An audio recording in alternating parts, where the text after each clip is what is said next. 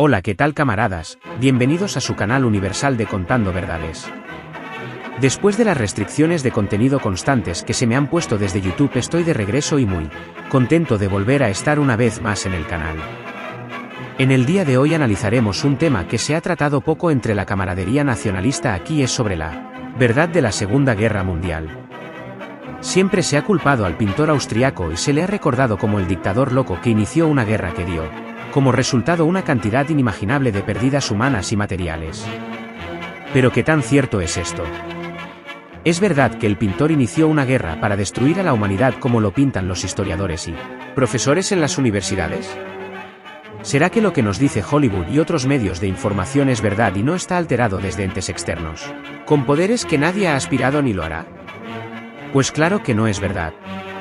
Y en este vídeo finalmente desmontaremos esta patraña que durante estos casi 90 años se injertó en la mente de las personas e incluso hasta hoy en día hay fieles defensores de la historia oficial. Comenzaremos en 1933, ya que este año es clave, ya que fue el año del ascenso del nacionalsocialismo como ideología en Alemania. En Nueva York, el 24 de marzo de ese mismo año, los panfletos empezaban la mañana con una noticia de portada la cual decía que los J le habían declarado la guerra a los alemanes. Ojo, esto es antes de la noche de los cuchillos largos de 1934 y del boicot entre comillas al pueblo J de Buchenwald del 1 de abril de 1933 incluso, por lo que ya se descarta que esta declaración de guerra fuese en represalias por estas dos acciones.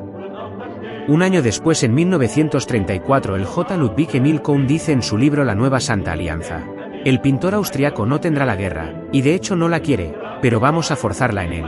No este año, pero pronto. Ese mismo año, David A. Braun, presidente nacional de Compañías Unidas J, dice: nosotros los J llevaremos la guerra a Alemania. Saltamos hasta 1939, el año del inicio de la guerra. Antes de ese año, el pintor austriaco le había enviado a Churchill más de 5 cartas alentando a la paz entre ambas naciones por medio de Ribbentrop, alegando que el único objetivo común en Europa era el bolchevismo J de la URSS. Sin embargo, Churchill jamás se molestó en siquiera leer las cartas enviadas desde Berlín.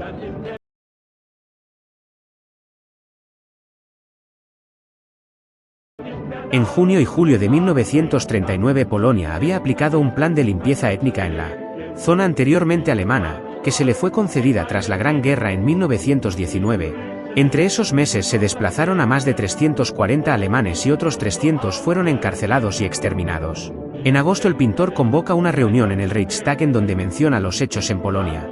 Y para continuar con la paz europea menciona: Alemania le ha solicitado al gobierno polaco dos cosas. Una de ellas es la reincorporación del corredor de Danzig al Reich alemán, con el cual se conectará un tren de ferrocarril en Prusia Oriental desde Berlín. La segunda petición es que los alemanes étnicos viviendo en Polonia sean repatriados a Alemania por medio de Prusia Oriental. A cambio, el gobierno alemán ofrecería lo siguiente. La primera es libertad de paso por el corredor de Danzig para Polonia, siendo así viable la llegada de importaciones extranjeras al país. La segunda es que Alemania reconocería el territorio de la antigua Prusia perdido tras la Gran Guerra en 1919, es decir, Alemania no reclamaría el territorio perdido en la guerra y ésta lo reconocería como polaco. Tras el discurso, Polonia rechaza el pacto iniciado por el pintor y continúa el desplazamiento y la matanza de alemanes en la frontera. Tras esto, el pintor convoca una reunión de emergencia en el Reichstag para defender a los alemanes que estaban siendo violentados en las fronteras del Reich. El 1 de septiembre de 1939, Alemania cruza la frontera y asegura los objetivos proyectados. El pintor ordena que no sean atacados ningún convento o edificio religioso, ya que la operación es con el objetivo de asegurar la frontera. Tras esto, días después, Francia e Inglaterra, alentados por los J, le declaran la guerra a Alemania. Pero no así con la URSS, ya que aunque estos atacaron por sorpresa desde el este a Polonia y sin ninguna justificación, los aliados hicieron de la vista gorda y nadie habló del tema ni le declararon la guerra. Sin duda, el más beneficiado de aquel conflicto en el 39 fue el bolchevismo J. Como lo habían dicho los J en 1933, el objetivo a destruir es Alemania, ya que son los únicos que desbancaron a los J de altos cargos públicos y los erradicaron del lugar de influencia que ostentaban. Entre 1940 y 1945 se hicieron una gran cantidad de mentiras, engaños, falsificaciones y ficción sobre los alemanes que hasta el día de hoy se mantienen como parte de la propaganda J habitual, y entre ellas se metió en aquella propaganda el hecho que el pintor austríaco había iniciado la guerra aprovechándose evidentemente de la ignorancia de gran parte de la población. Y digo gran parte porque hubo un sector que estuvo al tanto de las cartas del pintor a Churchill en donde le decía que la guerra era lo último que éste quería. Por lo que se hicieron manifestaciones para frenarla usando esto como argumento.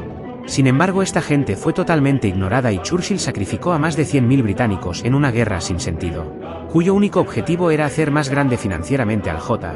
En lugar de unirse todos como europeos y frenarlos, se sometieron a una carnicería entre hermanos de raza y sangre.